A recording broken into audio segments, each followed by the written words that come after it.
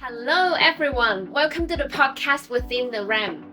Over the upcoming episode, you are going to hear industry leaders sharing their hard-won wisdoms and experiences, giving you an insider's look at building successful Web3 careers and companies.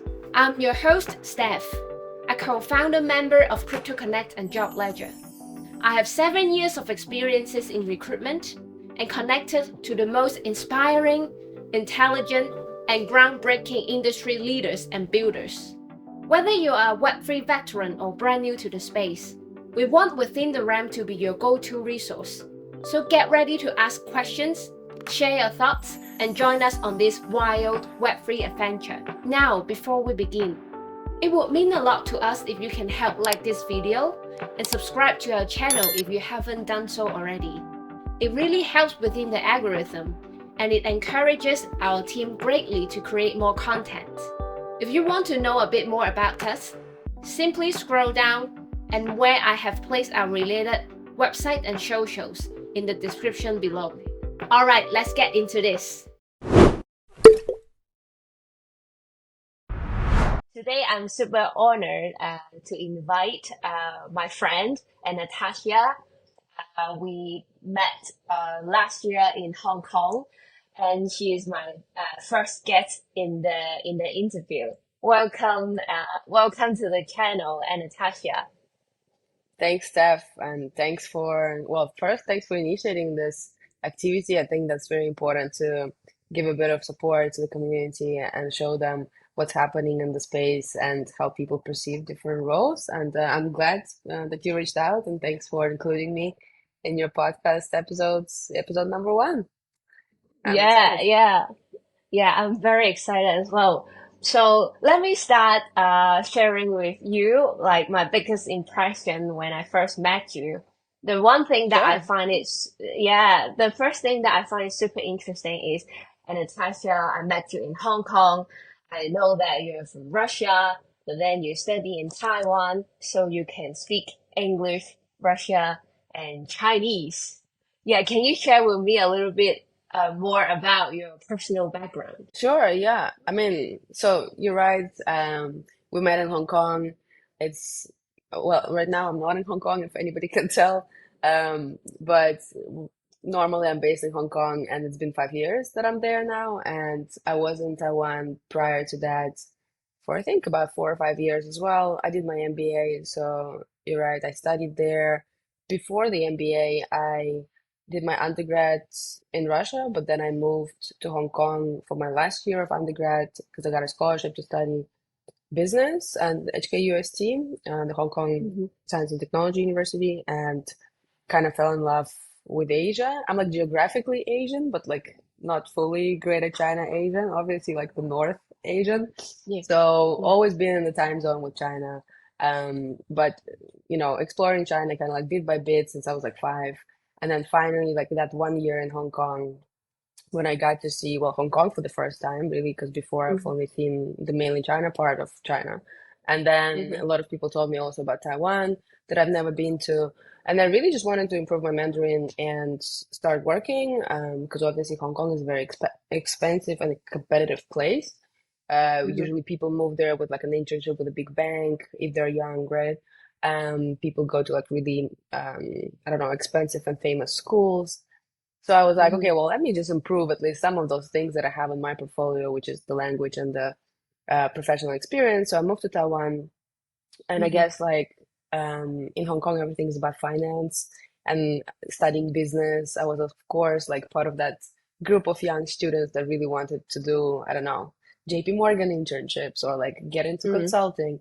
And Taiwan really just opened my eyes onto this field of technology because it's so strong in the technology space, just Taiwan Hmm. overall. They manufacture, semiconductors, as you know, and there's a lot of stuff going on around AI. My first job was in VR and AR, like virtual reality stuff.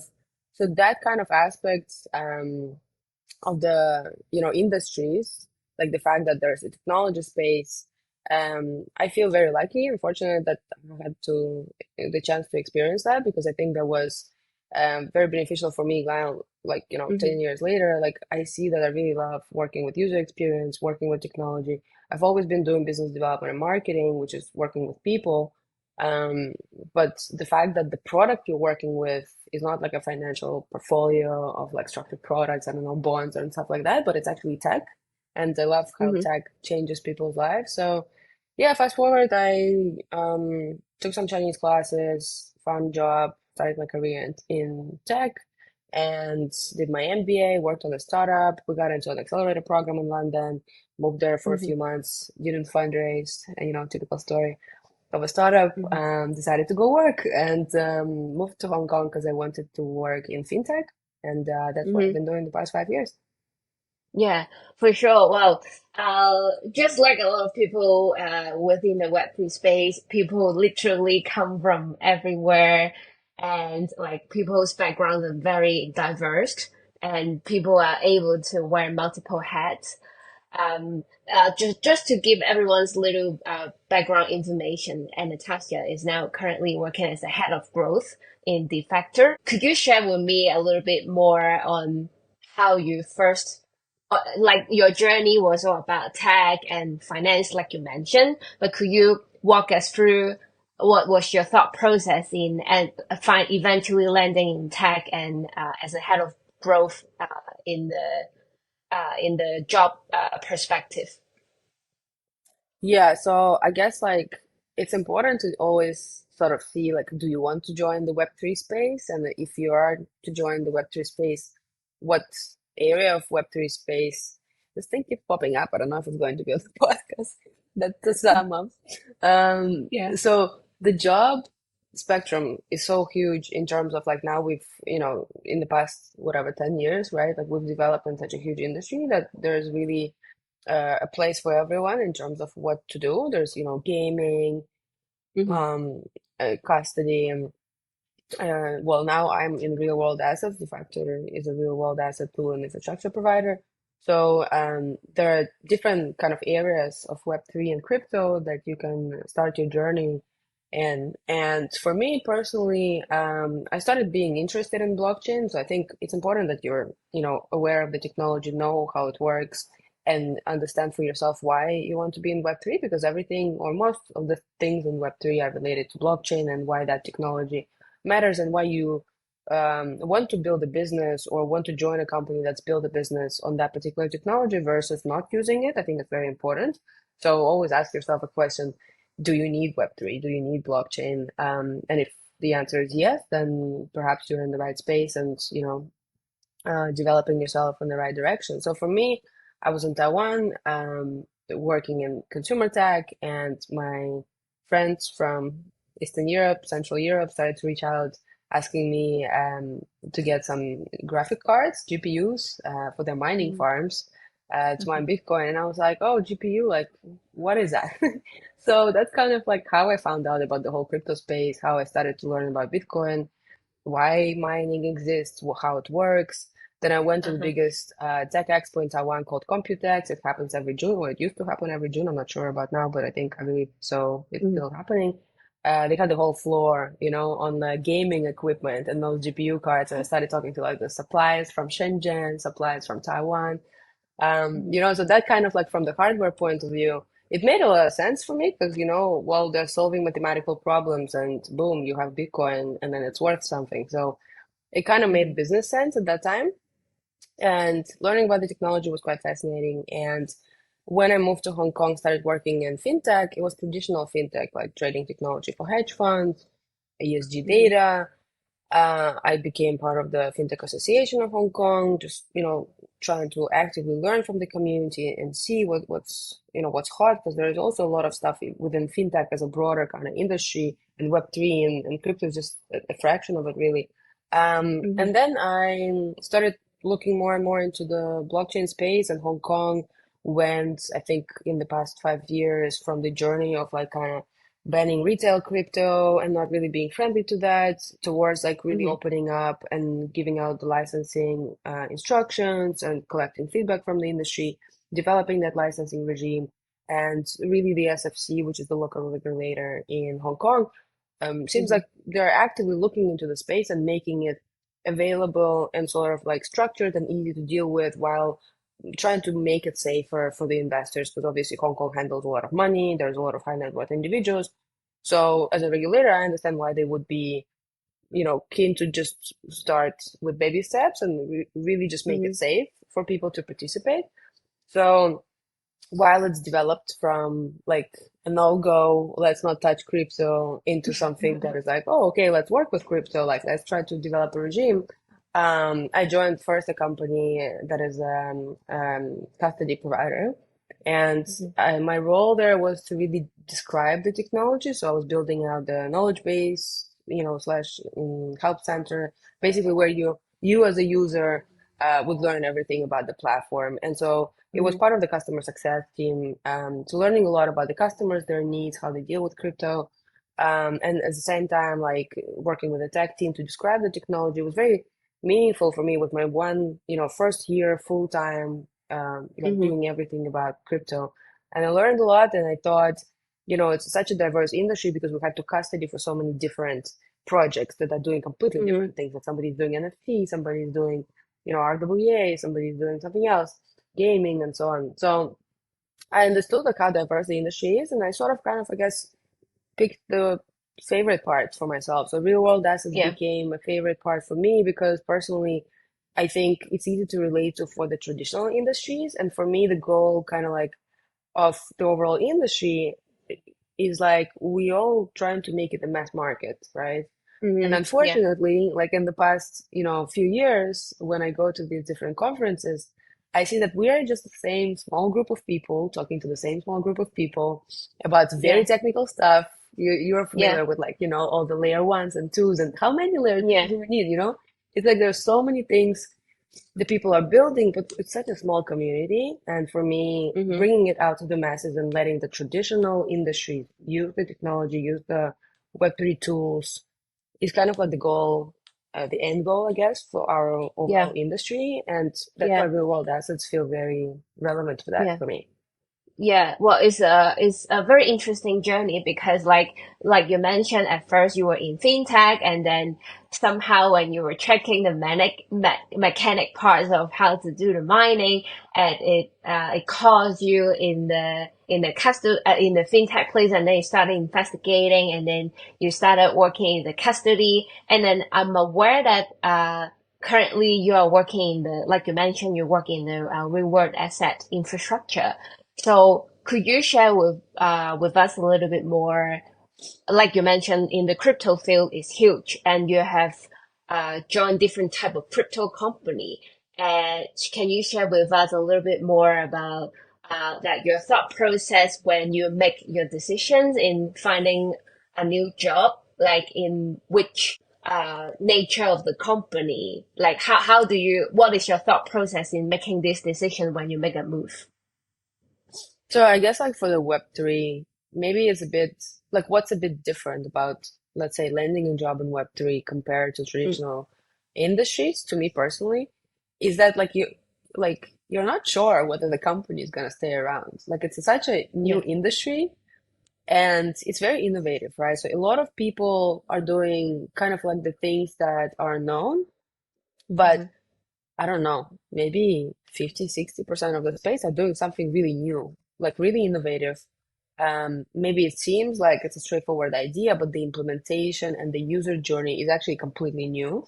And therefore, I'm saying like you don't know if they're going to stay around because um, as a as an industry that is mostly founded by tech professionals and people that are like visionaries, people that are building technology, it's always kind of like you're running a risk of having a group of those visionaries really developing something, from the bottom of their heart. They believe this is like the coolest idea ever. The technology is very like progressive, going to change people's lives.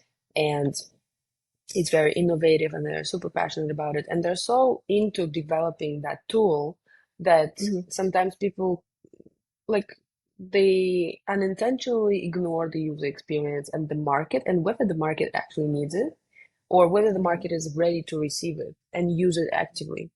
So therefore I think there's kind of like unfortunately I guess like a big number of companies that are starting something really cool but then they either don't get fundraised or they fundraise and they can't land their first customers, or they do land their first customers, but they can't go like they've gone from 0 to 1, but they can't go from 1 to 100 because people in the mass market and the early adopters and the visionaries kind of like believe in the product, but then you go to the early majority. I don't know if you've read the book, The Crossing the Chasm, of like, the early adopters up to like the laggards and the main No. majority.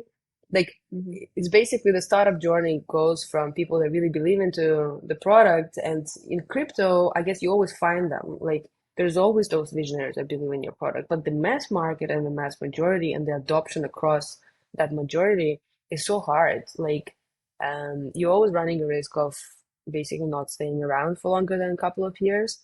And for Mm-hmm. me, if I'm looking at a new position in a different company, I would always question, okay, like, is this company doing something that is going to be needed and is already needed? And is there a validation from the market, which I, Mm-hmm. as an external person, can already validate and see that, like, people are actually using them. Maybe they have a forum or, I don't know, a Discord channel or a Twitter account where users share their experience with their, I don't know, token and the tool so much that it actually lets me know, okay, like, well, these guys are going to stay around because people are actively using them, they're providing their feedback.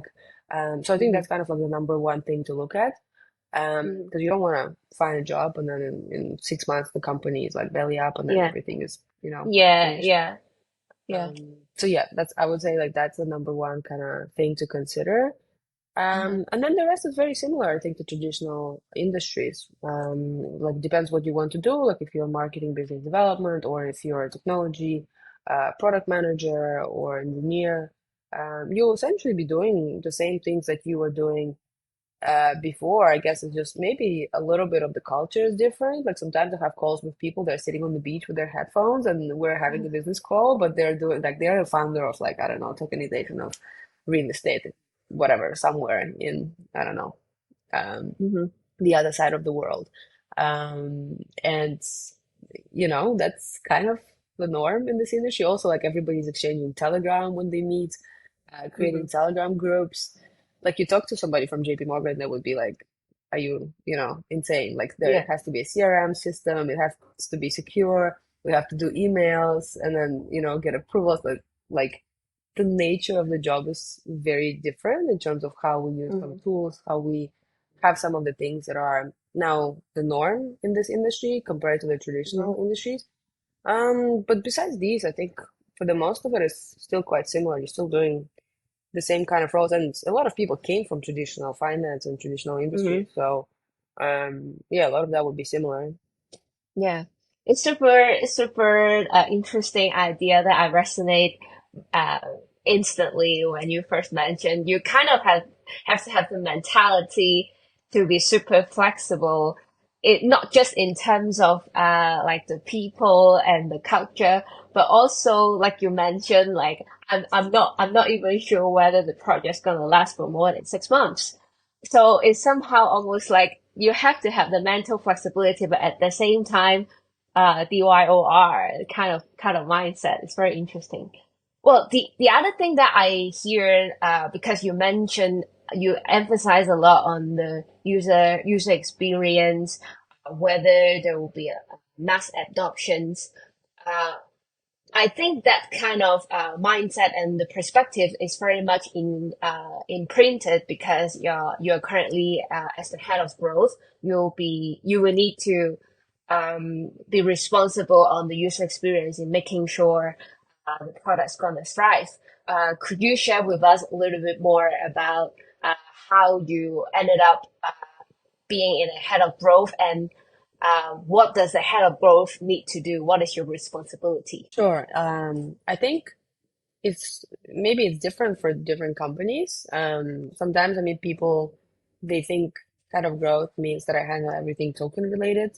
All the KOLs, I don't know, challenges and contests. And yeah, I have probably at least 10 people contact me on Telegram on a daily basis, suggesting AMAs and paid campaigns and so on. Um, I mean, it is part of the growth kind of scope. But to me, growth is, well, in my particular case, because we are an RWA toolkit and infrastructure provider that works with RWA projects that would use our toolkit to launch their project. So it's essentially a B2B business. And for me, my previous background has always been like client-facing business development, marketing, kind of like pre-sales, at some point sales. Like I've always worked in like smaller companies, so I would work directly with the like chief or head of something or the CEO himself, like if like in some of the companies it was that case. So Mhm. the I guess like the sales process has always been like me working with one of the either co-founders or the chief people to close the deal. And then prior to that, being out and about at events, hosting some of the events or like organizing like a one-on-one coffee with people that you never met or people that you had just met. Like that's kind of the day to day how we like grinding through this, basically talking to strangers and talking to them about what you have. So I guess like in the growth space, it's always how much more exposure you can get to your project. As a project that has a token, we do deal with, KOLs or AMAs or things that are like more retail focused. But as a product, my kind of overall goal, or like, I don't know, let's say KPI for the team, for the growth team, is that more projects would use our technology. So therefore, I'm basically cultivating all of the, activities and the, the interest also for my teammates to go out there and meet people and basically engage with them and deliver that message on, what is it that Defactor does. Yeah. Yeah, understood. It's also like super. I'm also very curious because, like you mentioned, um, every company would have different definitions of what a head of growth would be, and people would constantly get confusion about what they're good at. It ended up like you mentioned, your forte, your backgrounds come from BD and marketing. Could you share with us a little bit advice, Anastasia, when people look for new jobs? Because apparently, at first, I bet when you first apply for the role, when you look at head of growth, probably you might not apply it at first because you think, oh, I'm not growth, I'm more on the BD side. Could you share with us a little bit Well, more? Yeah, you know what I mean. funny, yeah, funny you mentioned that. I actually did join Defactor as a business development, well, kind of Yeah. business development slash growth manager to like help them expand in Asia. And like I grew into the role, head of growth to cover kind of like more responsibilities and help the other kind of junior teammates to also, um, lead those business development activities. And we hired more people. So in the past, like almost what, I think a year and a half, almost close to 2 years that I've known the team, we changed a lot. We grew and kind of like restructured a few departments. So I ended up growing into this role rather than I applied for like head of growth that was somewhere. And then also like I kind of joined Defactor because I liked the project. I knew them sort of from the industry because one of the co-founders is based in Hong Kong. Him and Yeah. myself are the sort of like the only people based in Hong Kong. We're a global project working sort of, from everywhere, every time zone in a way. So for me, like it's been a while, I would say, that I didn't really apply for roles per se, Mm-hmm. like even the job before that and the one before that. I think, yeah, I think like the only job that I really just saw online and applied was my first role in Hong Kong, and that's the one that brought me over. And I really just had Zoom calls with my CEO, my future CEO, and that's how we got to know each other. And then that's when I moved over to Hong Kong. Mm-hmm. And all the other roles I got were kind of like through connections and through my Mm-hmm. own activity within the fintech space. But if you see head of growth, right, um, you really need to look at what the project does. So for us, for example, like if you research Defacto, you would see that we provide tools to other projects. So you would understand that as head of growth, as somebody who is aiming at, I guess, like bringing more people to Defactor to talk to basically adopt that technology, you would understand that's a B2B business. And even Mm-hmm. though as a project we have our own token, and of course as head of growth, you would be involved in some of those retail facing, like retail user facing activities in terms of marketing. the Mm-hmm. kind of like the bulk of the activities is business development for the tools itself, right? Like for the Mm-hmm. product, right? Mm-hmm. But if you're looking at a kind of growth at an exchange, like I don't know, Gate or Binance or Mm-hmm. whatever centralized exchange, right? It's Mm-hmm. majority of it is excuse me, the retail people facing product. So your kind of growth role would be probably across a lot of activities with like KOLs, talking online, having like online contests and challenges, having those, token prizes, and basically you would be growing the platform across the retail users. Like, of course, you would still work with projects that need to get listed on your exchange. And for that, you typically have a listing team, and the listing team is also pretty much like a B2B business.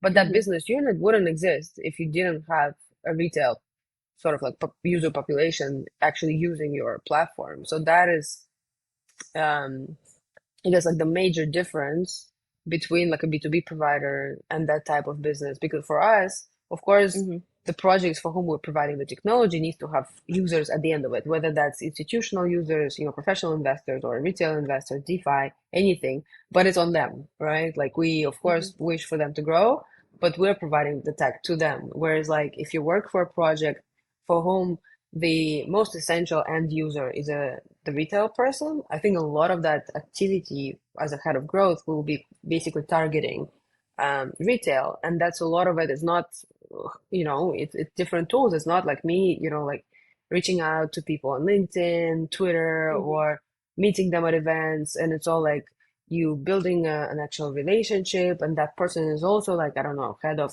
product in a different company, and therefore they're looking at your tools. Like with the retail, the game is completely different. Like you need to grow Mm-hmm. your retail base by, hundreds a day, followers on like, I don't know, let's say Twitter.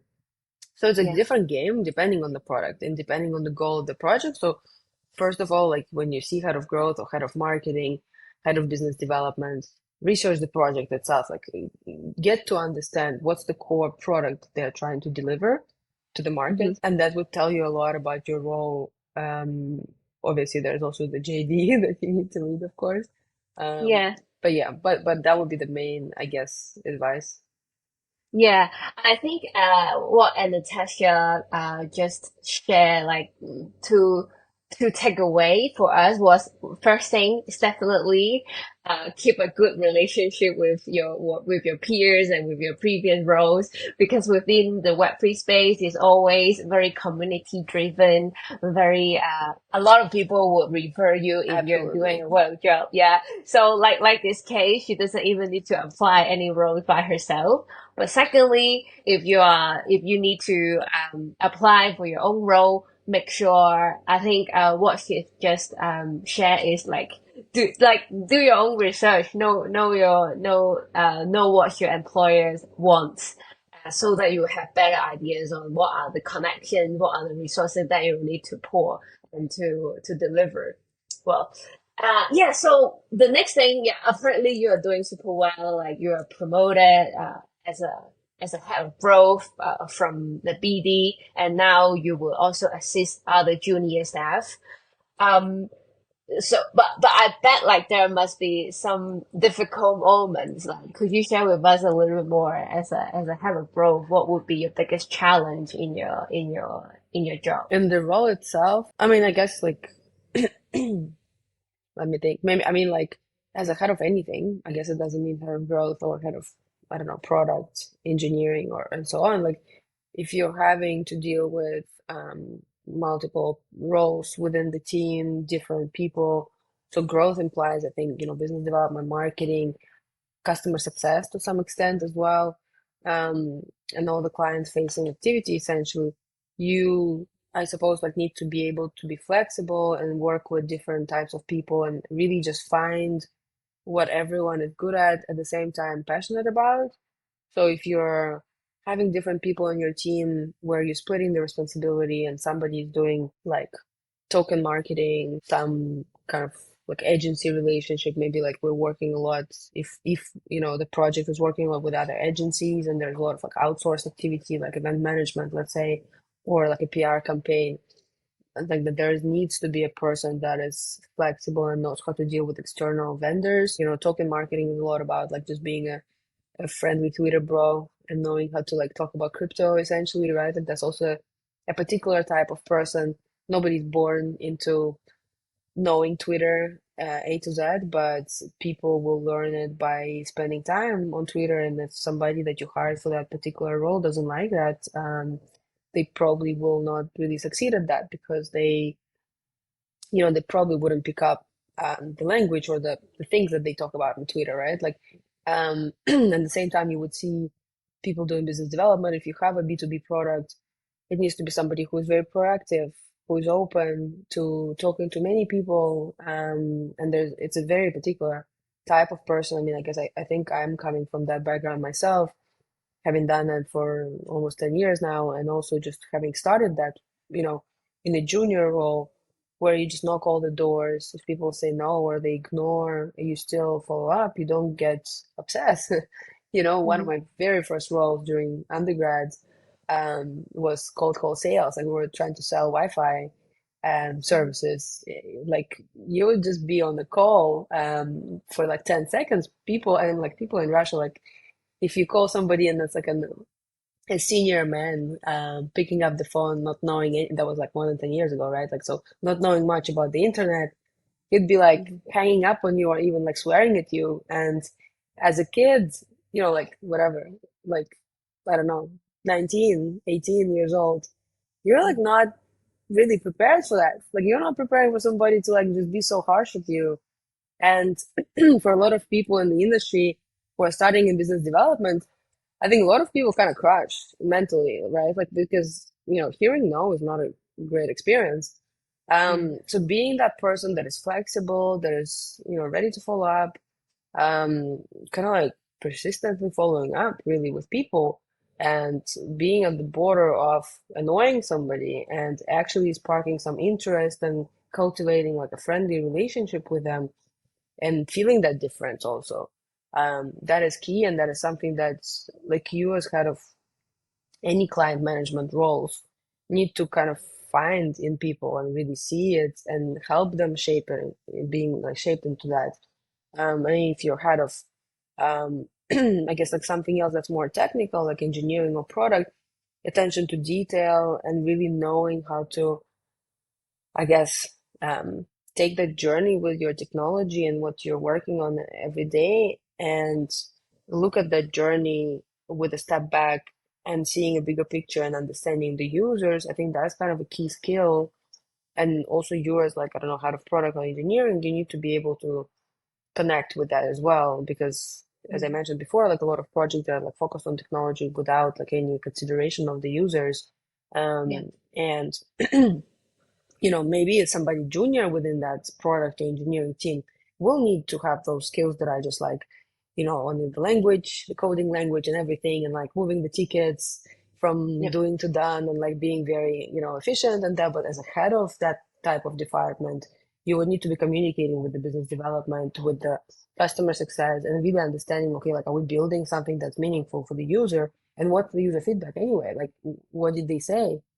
So Mhm. those kind of like human skills, they're very much important. I think all the other skills that are like knowing Twitter or knowing LinkedIn or how it works and how to use a CRM, those you can build by just doing something repetitively for a couple of Mhm. weeks, right? Like as Mhm. any tool, it can be learned.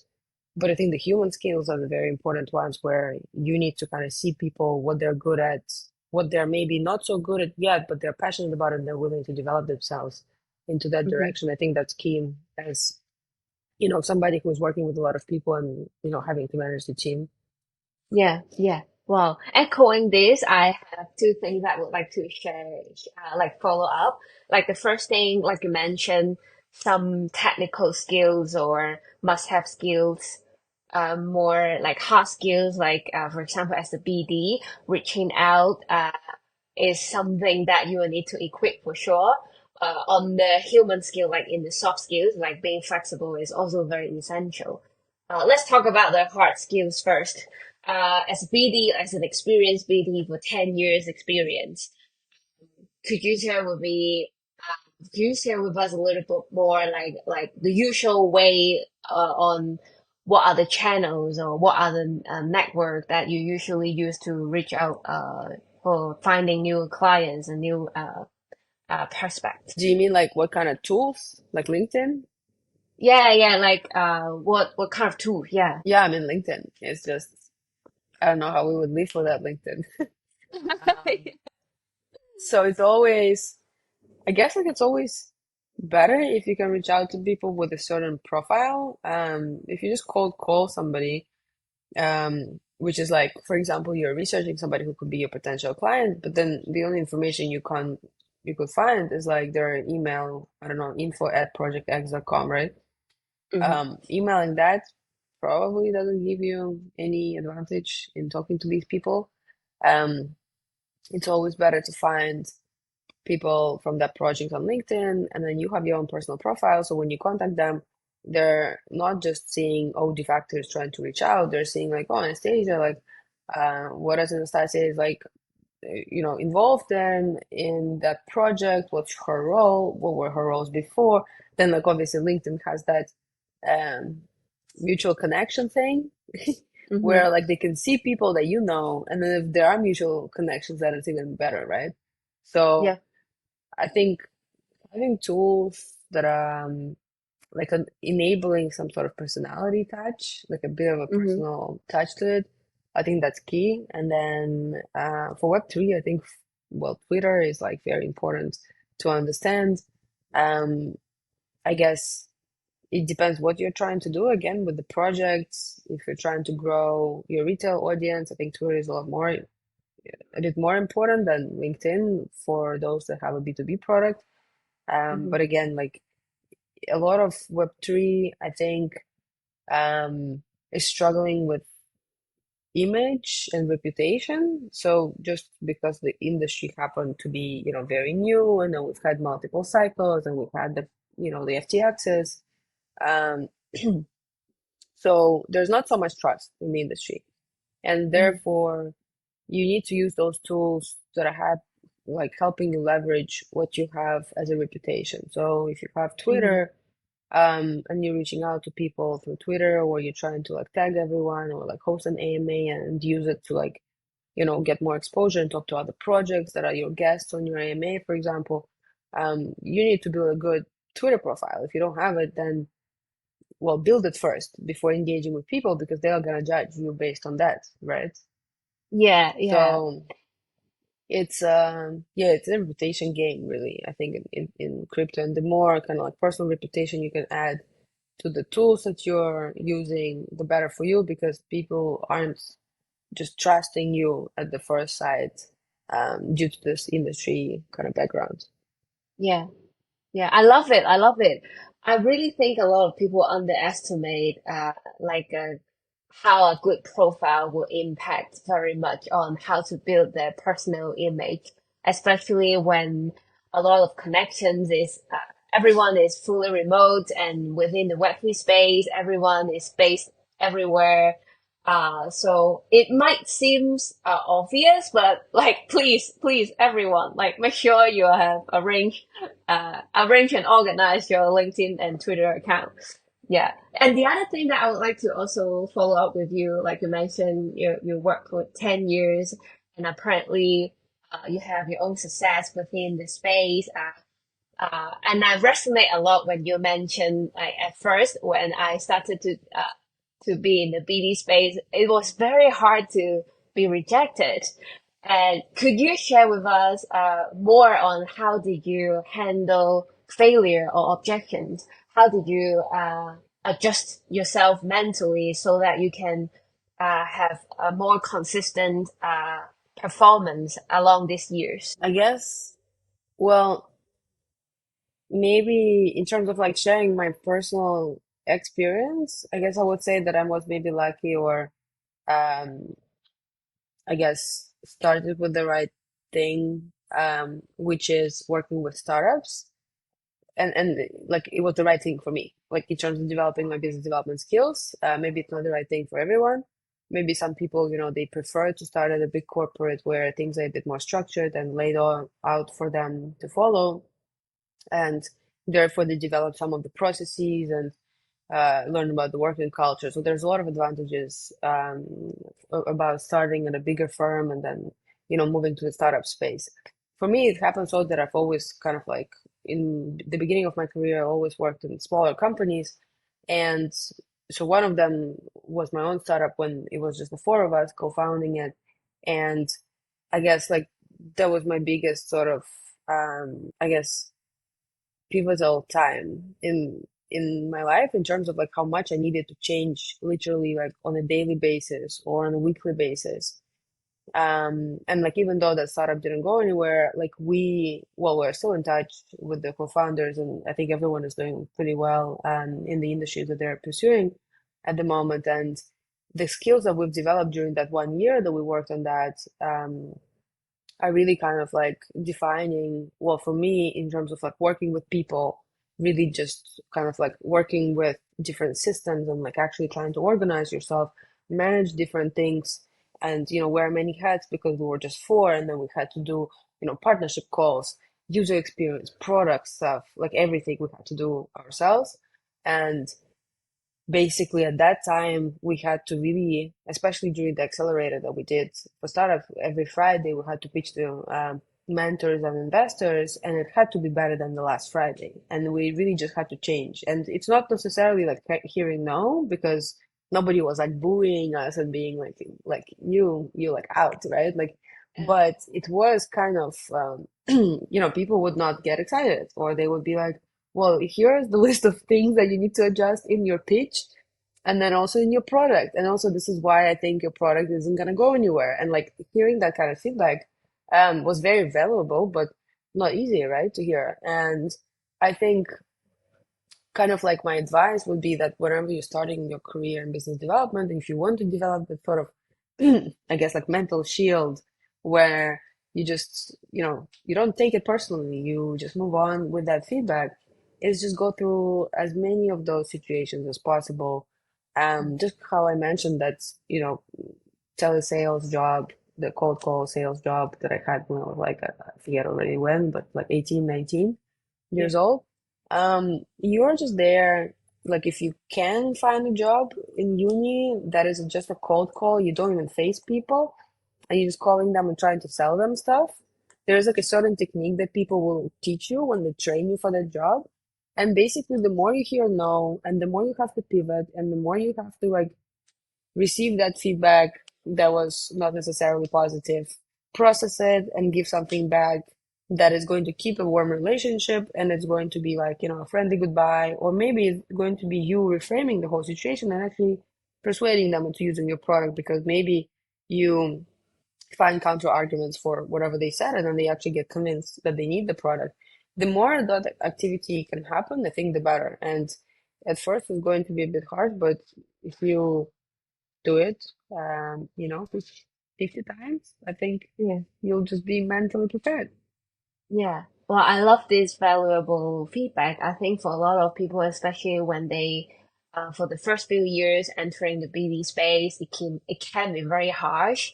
What you've just shared, is valuable because, there's some insight. First, find the environment that's suitable for you. Someone that they might like to grind in a startup. Someone might want to have a more established procedure, having more mentorship throughout the career. Find the right battlefield.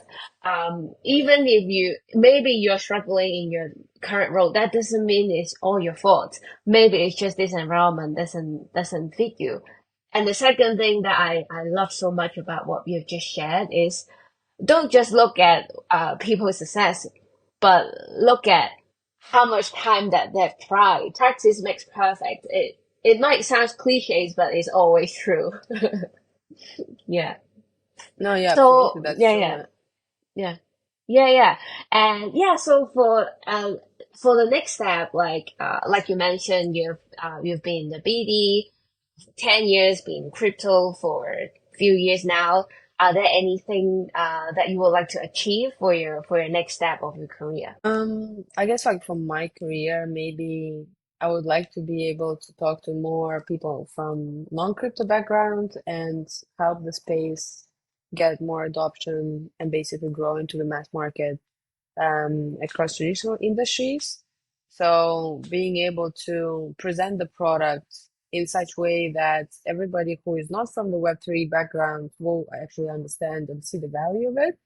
I think that's kind of like where I want to get sort of like professionally with my own skills, but also I wish for the industry to kind of get there, and essentially get more widely adopted by becoming more easily understood by the other people from non-crypto industry. Yeah. So I, I realized that you have emphasized a lot about the mass adoption. I think it's a lot of people's convictions. But at the current stage, how far you think that we are to the mass adoption? Pretty fun. I mean,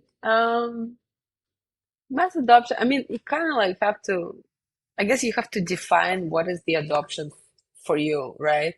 Or like Yeah. how do you see adoption? So like different products will have even within the Web3 space, different products will have different version of that adoption for themselves. For example, like look at ChatGPT, right? Like how do we know it's massively like adopted across different countries, different languages, different industries? Because people talk about it, right? Like not only that I talk about it with my team because I'm asking them, to use it or not to use it or how to use it in the daily, activities. Like, do we want to use it for drafting social media posts or do we not want to use it because like ABC reasons? How to use it properly? If you're a software engineer, like, can you benefit from it and enhance your skills? Or are you just going to let ChatGPT code for you and then you copy paste it? What are the risks of doing that? Like basically hearing that people are working with that tool and hearing that it's also easily recognized. Like when people message me on LinkedIn, I'm like, oh, you chat GPT that thing for sure. Mm. Versus like some of the more kind of like genuine messages that I get, and I'm like, oh, okay, like that was written by a person. Like it's easy to tell now, Mm-hmm. maybe partly due to the fact that ChatGPT is not that perfect yet. But it's like it's gotten to the mass adoption because like it's easy to recognize that, and we are aware of that tool. For crypto, in my opinion, it's not necessarily the case for every product within the Web3 industry. For real world assets, for example, I don't know, like for me, like mass adoption is really when people don't know that they're using tokenized assets. Like maybe in 10 Mm-hmm. years' time, you will be talking to your real estate agent about acquiring real estate the way you do it today. The only difference will be that, that real estate agent will be okay, well, now provide your MetaMask wallet. And that's Mm-hmm. how you will acquire your real estate. And people will be just, okay, well, MetaMask. If people don't know what it is, the real estate agent would set it up, maybe, or hopefully in 10 years people will know what MetaMask is. But Yeah. maybe there will just be a step for them to kind of just, receive the tokenized real estate into their wallet, but people wouldn't think, oh, like that's blockchain, that something was tokenized, is that ERC20 or 3643, like any of the token standards, like the people are going to just know they bought real estate and the means of buying it and how they transfer the cash changed in 10 Yeah. years, but the the journey is just like seamless.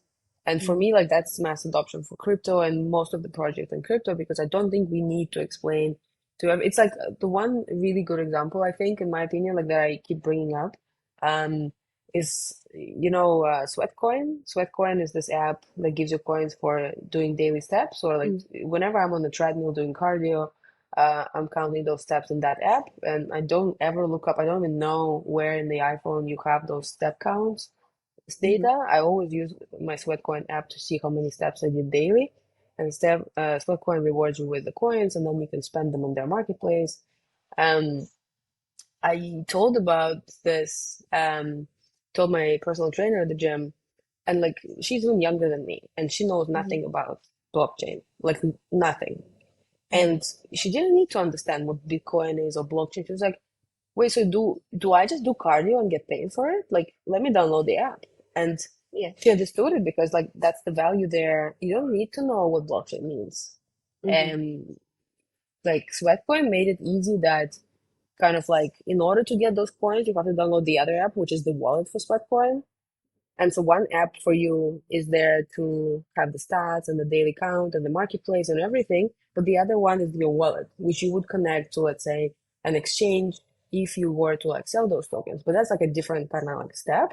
But to just try it and start using it, you download one app and then you start walking. That's all you do, right? And to Yeah. me, that's like one of the best examples that I've seen in the industry that it's just seamless and it's very accessible by people not from the crypto industry. Hmm.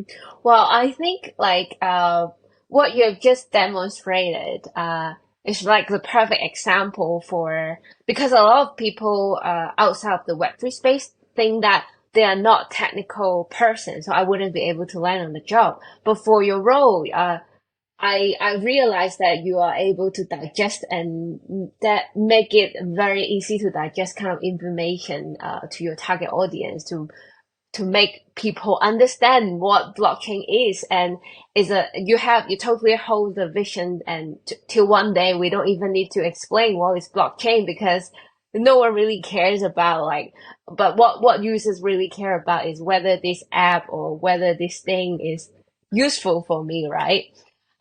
So how did you just one last thing that I would like to share, like can you give us some advice as a non-technical person? How do you digest this so difficult concept into something that digestible? What are the things that you usually acquire new knowledge, and what are the thought process? So I guess like in terms of presenting information, it's always good to just imagine yourself in the other's shoes, right? Like just think what people are trying to think and imagine when you throw those words at them, right? Like if you can make a very sophisticated pitch about your product with all the really cool words in it, but every time you speak to a new person, like every time for me, like personally, my kind of, I guess, process when I talk to new people when I'm at events. I don't know who they are, right? Like we met, we just, I'm Anastasia, head of growth at Defactor, real world assets tools. I look at their reaction. Like if I say RWA toolkit and they have like a blank face, I'm like, okay, maybe they don't know RWA. So I kind of dial back and I'm like, well, real world assets is essentially like traditional assets but on chain, right? Like think of real estate and gold being in the form of a token. Um, but I think that the key skill here is to be able to listen. So before you throw a pitch at them, like the reason why I just mentioned like one sentence and what I do, and kind of that's it, and I let them speak, is because there's so much value in listening compared to speaking. You basically hear out the profile, right? Like you are able to kind of put them in the bucket of, very advanced. Like if they started to throw words at you of layer twos and ZK rollups and stuff, you're like, oh, okay, that's a person that's been in the industry for like quite some time to like maybe at least understand those different differences between different technology layers of blockchain. But some people like they come to these crypto conferences and events from traditional industries. Like I've even met people that are like they're from an accounting firm and they just saw as an advantage to target the crypto industry because, well, let's face it, accounting and you probably see it in your kind of daily work with different talents. Like people are getting paid in crypto. Like how do you use it, in the normal accounting? So it's a niche market really, and accounting firms or insurance firms have started to adopt that segment as an industry as part of their clientele and they go to these events. So it doesn't make sense for me to try to talk to them about real world assets on chain because that person came from a different background.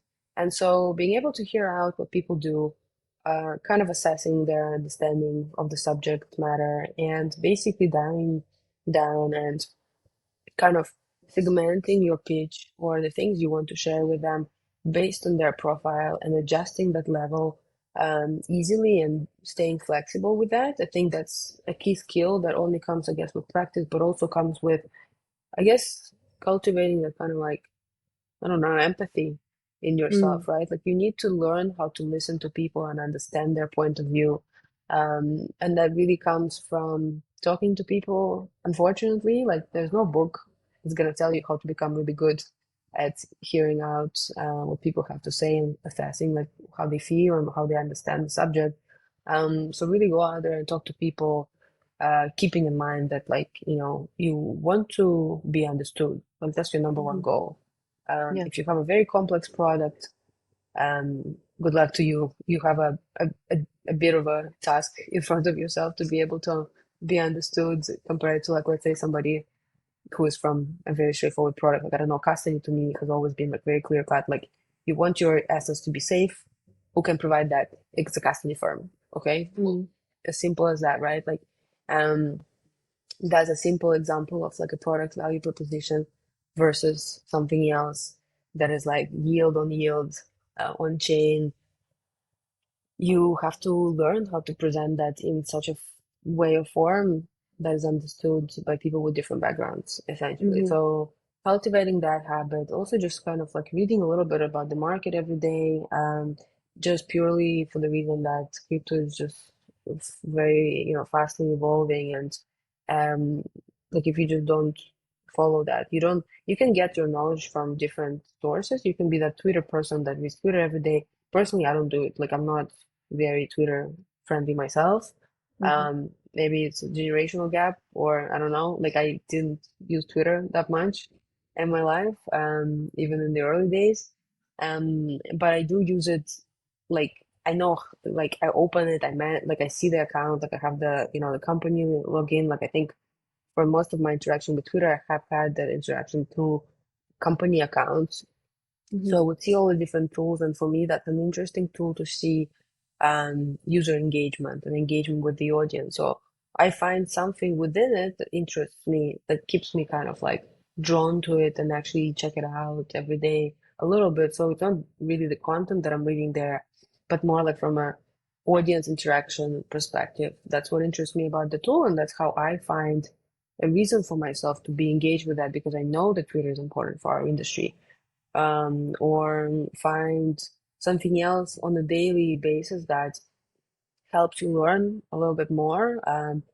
If it's a newsletter of a company, like I'm following Paul from Pantera Capital, Paul Viradidakit. He's Hmm. basically, well, mostly writing about their portfolio companies, which I think is expected. But sometimes he gives, well, I guess most of the time he gives like a very deep dive into each project, and that's usually easily understood from like the first block of the newsletter. So if you don't want to learn about that, if it's like I don't know ZK rollups that they've invested in, and he's about to give you a comprehensive newsletter of like what that company does and why it matters, you don't want to learn about ZK rollups, just keep that newsletter. It's in your email, you delete it. But then when it comes to with like a more interesting topic and for you, right? Like and you're like, oh, okay, like this is actually what I wanted to like have a deeper dive. Um, that's when I read the whole thing. And for me, that's been very valuable because that's somebody who's actually investing in that project. So, well, hopefully he knows A to Z about that, right? Subject Hmm. matter. So I can trust that opinion and I just read it. So I think newsletters, at Defactor, we do a newsletter that is like RWA industry-wide newsletter, to like be able to subscribe by email. So that is something that we wanted to provide to the audience that is new to the space. And I'm sure there's like for every industry, like besides RWA, like there's all the different kind of aspects of Web3. And I'm sure there are companies that are doing for each of those mini industries like a summary in the newsletter. I think those are very valuable. Just read it, once a week. Um, why not? Like that only can help you broaden your knowledge. So yeah, these are kind of things that I'm trying to do to keep growing, I guess. Yeah, yeah. This is precious comment. Like two takeaway that I could get was the first thing is like always be active listening. I resonate so much because I remember sometime when I went out for some networking events, people really like to throw at you a lot of buzzwords. And I don't know if it's as a woman or if I look young, people will look at you think, oh, if you're stupid, if you don't know some of the buzzword that they're talking about. So being in the BD space, making sure that your target audience, who are your target audience, and whether they speak the same language as you is super important. The second takeaway was there is a lot of noises and a lot of product proposition in the market. So I guess like what Anastasia just mentioned was you have to filter the area that you interest and follow some of the key opinion, like the KOLs within certain space in getting high quality of information. That's super valuable. Well, so before we go, like, could you share your advice if someone that is in your field but struggling to find a role? Could you share with them some of your advice? What would you tell them? I guess like figuring out a role within Web3, like as I mentioned, comes really from your passion about that project. So I would say if you're really new to Web3, you don't really yet know like you're looking at it, you're like, oh, I could be working in a custody firm, or like, oh, I could be working in a gaming firm, or NFTs sound cool. I think spend a bit of time, maybe like, a few weeks trying to read a lot about all the different profiles of different companies in the Web3 space and try to see, which one do you try to read about more because you're interested in it genuinely.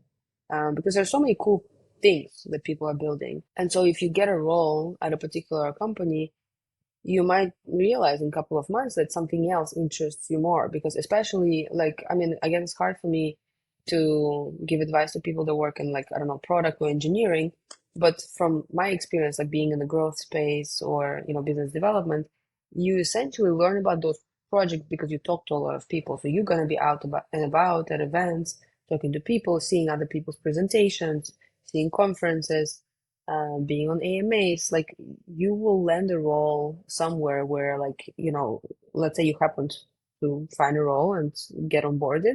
And within the span of 2 or 3 months, you might realize, oh, wow, like there's so many different things happening. Like, I want to join this company and that company. And like, I'm actually a bit more interested in this rather than that.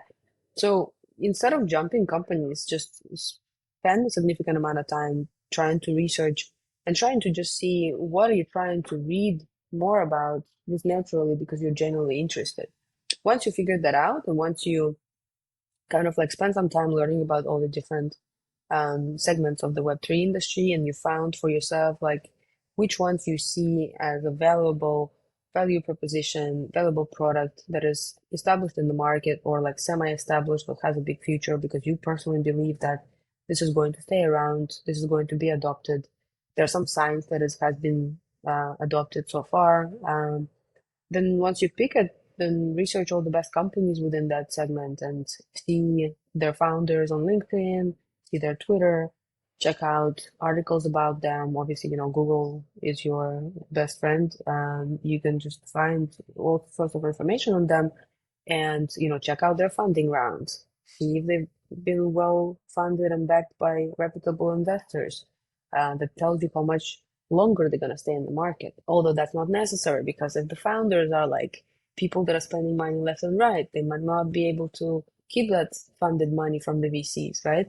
So research both. Like don't take assumptions. Like something that you just mentioned, like talking to somebody and like assuming that that person is like a female or young. For me, it's always been a struggle. Like people always think I'm young. In Asia, they really don't know how to tell my age, I think. And female in fintech, like finance and tech, are both male dominated traditionally, and also like not young male dominated, like senior men dominated, right? So having a lot of assumptions and people like really just judging and like my kind of favorite advice to everyone is that you don't make assumptions. Like you see something about the company, you see something about a role, you see something about the founder, don't make an assumption based on that social media, fluff. Just get to know them, reach out, have a call, understand them better, read a bit more about the VCs that are backing them, and basically back it up with kind of like a wide range of information and give yourself the opportunity to have a fair judgment instead of just like jumping into conclusions. I think that's kind of the number one step to do in order to find a new role that suits you best. Yeah, thank you so much for your advice. It's lovely to have you here. If anyone would like to know more about the RWA infrastructure, where can they find you? Well, everybody can find me, I guess, on LinkedIn if you just search for Defactor, or I guess if you're in Hong Kong and you type Anastasia, I highly doubt there's many Anastasias you will find in your common, mutual connections. The Defactor.com is the website, so we're also on Twitter and learn about us. I think I'm tagged in most of the posts there anyway on LinkedIn, so reach out and connect. And yeah, thanks, Steph, for organizing this session. It was lovely chat. I'll Yeah. see you when I'm back in Hong Kong for sure. Yeah, I'll see you soon, and I will put all the links down below so people can reach out to you. Okay, bye bye. Thanks. Bye. I hope you enjoyed the video. As we will be interviewing with interesting leaders across the Web3 space on a weekly basis, be sure to stay tuned to us. If you find our content interesting, be sure to subscribe to our channel if you haven't done so already. Hit the like button, hit the bell notification, and see you in the next one.